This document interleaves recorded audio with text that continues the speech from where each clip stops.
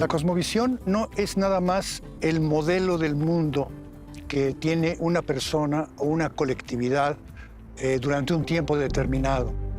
Es el lugar que el ser humano ocupa en ese mundo, la forma como entendemos la relación de cada uno de los individuos, cada uno de nosotros con el universo, con el mundo. Y esto incluye no nada más creencias verbales, en sentido de palabras, sino comprende emociones y comprende actitudes.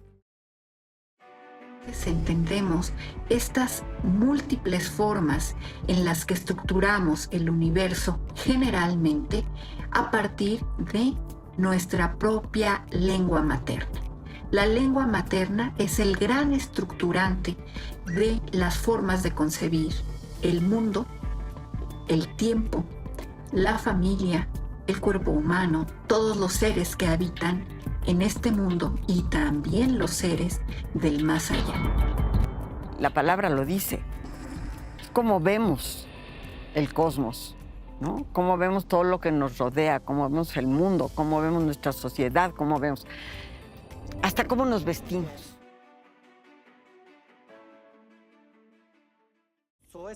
Ese término en un libro de filosofía fue Immanuel Kant, en La crítica del juicio. La traducción literal es intuición del mundo, porque querían hablar de una manera de relacionarse y percibir el mundo que es como más intuitivo, menos racional, ¿no? Entonces eso en la filosofía del romanticismo y de la anti-ilustración se volvió muy importante. Criticaban, vamos, el acercamiento únicamente racional a las cosas. Ahora, el problema surgió cuando la antropología usó ese concepto, porque ellos piensan que los indígenas son gente pues, que no son tan racionales, ¿no? Entonces tienen cosmovisión y no tienen, vamos, simplemente conocimiento.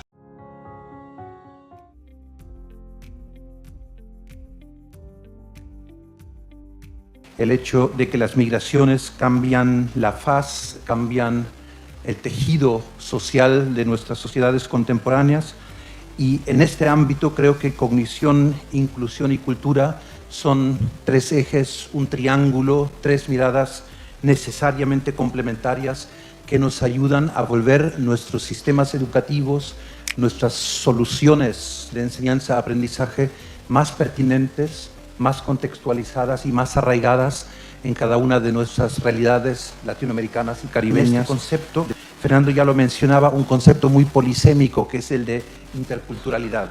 El concepto es polisémico de origen.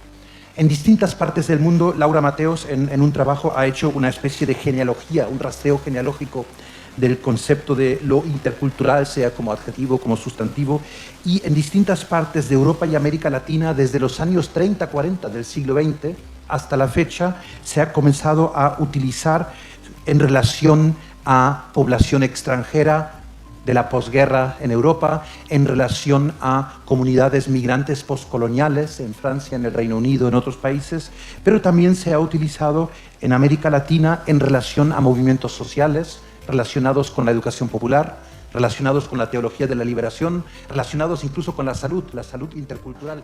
Precisamente por los movimientos sociales que había mencionado antes, y desde los años 80 el resurgir de la etnicidad indígena, el resurgir de lo que hoy llamamos pueblos originarios, genera otro sabor de interculturalidad, genera otra impronta que tiene que ver con los pueblos autóctonos del continente. No los que inmigran generan un discurso intercultural, sino los que resurgen y reaparecen como actores colectivos.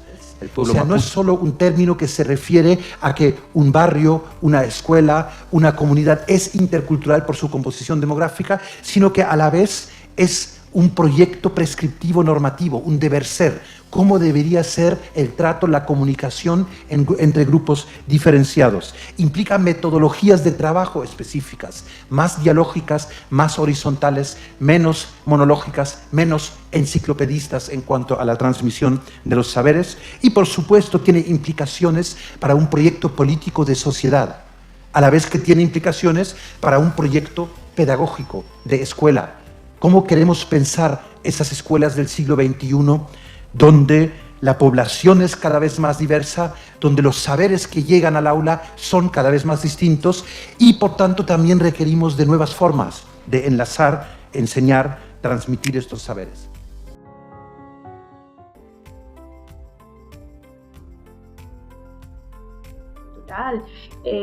Cómo es la comunicación con una persona de otro país, solo se refiere al uso del lenguaje, al idioma, y va mucho más allá. La comunicación intercultural recoge no solo el lenguaje, sino las creencias, los valores, el contexto cultural de esa persona. ¿Qué debemos tener en cuenta como logopedas? Importante considerar que las diferencias culturales pueden influir en diferentes aspectos. ¿En qué aspectos? Pues vamos a verlos.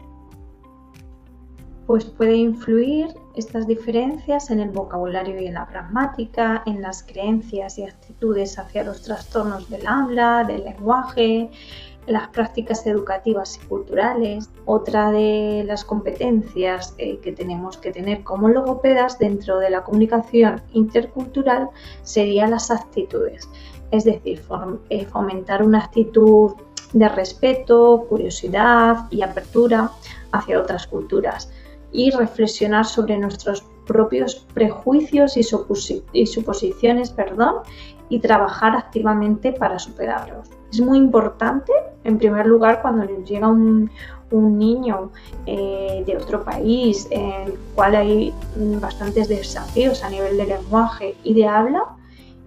Yo lo primero que hago es identificar cuáles son las barreras lingüísticas, las barreras culturales y las barreras socioculturales de este niño y de su familia.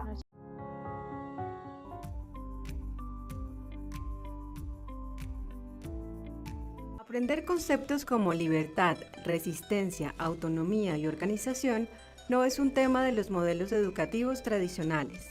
Uno de los desafíos que se ha puesto Katherine Walsh es el de aprender a desaprender para volver a aprender de otro modo. En los 80, cuando trabajaba con Paulo Freire, se generó un primer momento. A América Latina le fue dando nuevos desafíos cuya base era pensar de otra manera, no solo teniendo como centro su autorreconocimiento, sino sus procesos, sus luchas, las maneras de incidir en la sociedad desde otros lugares y otros espacios. Para Katherine Walsh, no estamos caminando en una línea recta, se trata de ir haciendo camino, de ir preguntando para desaprender e ir sembrando nuevos elementos. ¿Qué quiere decir tener un cartón? ¿Que se tiene un título y ya se es dueño del conocimiento? Lo verdaderamente interesante no es el conocimiento que viene con el cartón o con el título, sino el que se ha construido en este caminar de vida que se genera en la interrelación con las personas. Yo creo que aquí es necesario entender qué es la pedagogía decolonial y cómo entenderla dentro del marco educativo precisamente de nuestra América Latina con unos esquemas tan occidentales. Bueno, primeramente yo digo la pedagogía no está limitada a la institución de educación, ¿no? Si hablamos de pedagogías en plural, podemos decir que las luchas que ejercen los movimientos, los colectivos, barrios populares, etc., muchas veces ejercen un tipo de pedagogía. Hacen un tipo de acción, reflexión sobre la acción para actuar de manera mejor, un continuo proceso de aprendizaje, de desaprendizaje, de reaprendizaje. Entonces, primero, yo creo que es importante sacar las pedagogías fuera del concepto tradicional. Pedagogía no simplemente como transmisión de conocimiento, como una atención a esas metodologías, algo que Paulo Freire habló hace muchos años, ¿no? Pedagogías como metodologías indispensables, necesarias para la transformación. En cierta forma, yo creo que es eso. Si pensamos en pedagogías decoloniales, ¿qué mismo estamos hablando? Primeramente, estamos hablando de procesos de sembrar algo distinto. No estamos pensando en un proceso de decolonización como estamos colonizados y mañana vamos a pasar esta línea y vamos a estar descolonizados. Sino es un proceso continuo, un tipo de caminar no en línea recta, sino más bien como serpentina, que se va así, ¿no? Y buscamos esos espacios pequeños de abrir perspectivas distintas. Primeramente, como usted dijo, de pensar desde América Latina. Es un cambio enorme cuando sabemos que las escuelas, colegios, universidades siempre han pensado que el conocimiento real es lo que viene del norte global, ¿no es cierto?